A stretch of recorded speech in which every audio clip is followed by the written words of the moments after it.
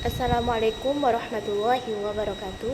Perkenalkan, nama saya Novi Maulana Sofa dari kelas D Fikih Muamalah dengan NIM 0604012475. Di sini saya akan menjelaskan bab ke-8 tentang hijab, rod, dan aul. Hijab secara bahasa berarti al-man'u atau terhalang, atau al-hirman terlarang. Secara istilah, al-hijab menurut para ahli fikih merujuk pada suatu keadaan ketika seorang ahli waris dapat memperoleh bagian warisannya, baik seluruhnya maupun sebagian, karena adanya ahli waris lain yang lebih utama.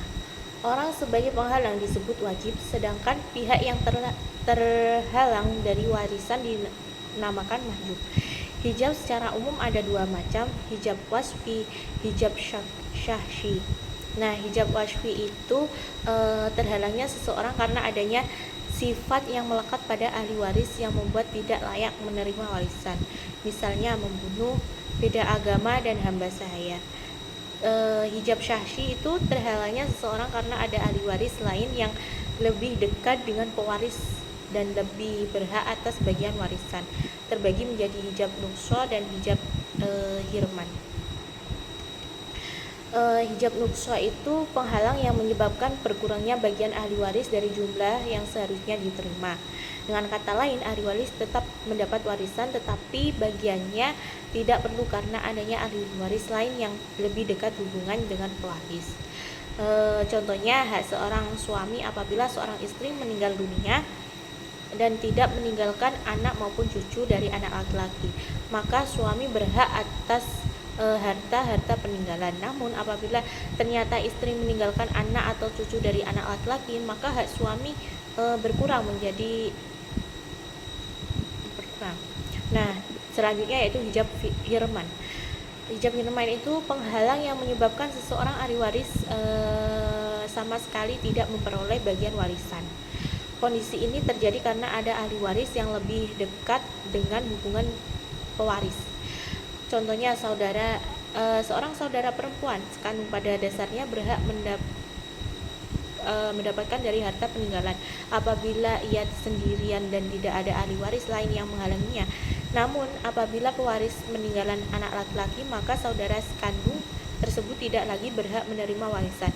Hal ini karena anak laki-laki lebih dekat dengan pewaris dan lebih utama dalam memperoleh warisan, sehingga keberadaannya penghalang hak saudari sekandung secara total. Nah, rod secara bahasa berarti pengembalian atau iqdha wal ashraf. Sedangkan secara istilah adalah pengembalian sisa harta ahli waris tertentu secara proporsional sesuai bagian yang diterimanya. Masalah rod bisa terjadi karena tidak ada ahli waris dari rumpunan asobah. Dalam redaksi lain, rod berarti mengembalikan. Maksudnya dalam ilmu ahli waris adalah jumlah bagian kurang dari asal masalah. Artinya ada kelebihan harta setelah semua asobah al-rud mendapatkan bagian masing-masing. Pendapat pertama, kelebihan harta disalurkan ke Baitul Mal. Pendapat kedua, kelebihan harta itu dikembalikan ke masing-masing asobah al-furud sampai harta itu habis terbagi.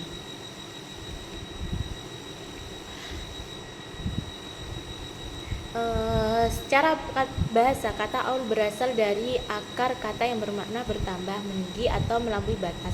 Dalam terminologi ilmu faraid, ilmu pembagian warisan, aul diartikan sebagai suatu keadaan di mana jumlah keseluruhan bagian ahli waris yang ditetapkan dalam nas Al-Quran dan hadis ternyata melebihi jumlah harta peninggalan.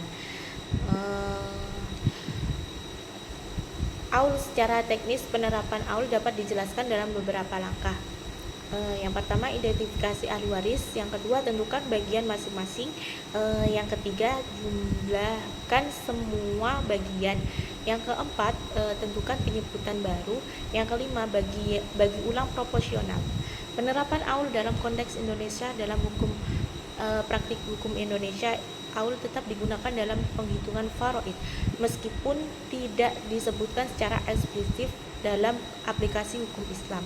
Hakim pengadilan agama dan para praktis faraid umumnya merujuk pada kitab-kitab fikih klasik dalam memutuskan perkara yang melibatkan kasus aul. Nah, eh,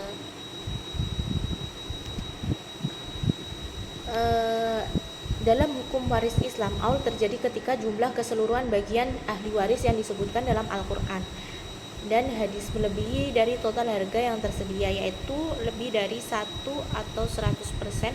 Untuk menyelesaikannya, para ulama menetapkan sistem aul, yaitu dengan cara mengurangi secara proporsional bagian semua ahli waris agar tetap adil dan tidak ada yang dirugikan secara sepihak. Hijab itu penghalang dari pembagian kesimpulannya ya, hijab penghalang dalam pembagian waris terdiri dari hijab nukso dan hijab hirman. Rot itu pembagian sisa harta kepada ahli waris secara proporsional bila tidak ada asobah. Aul itu pengurangan bagian secara proporsional ketika jumlah bagian melebihi harta yang tersedia. Ketiga konsep ini menegaskan keadilan, keteraturan, dan kesesuaian pembagian warisan dengan syariat Islam serta menunjukkan peran ijtihad ulama dalam menjawab persoalan praktik masyarakat. Sekian penjelasan dari saya, kurang lebihnya mohon maaf. Wassalamualaikum warahmatullahi wabarakatuh.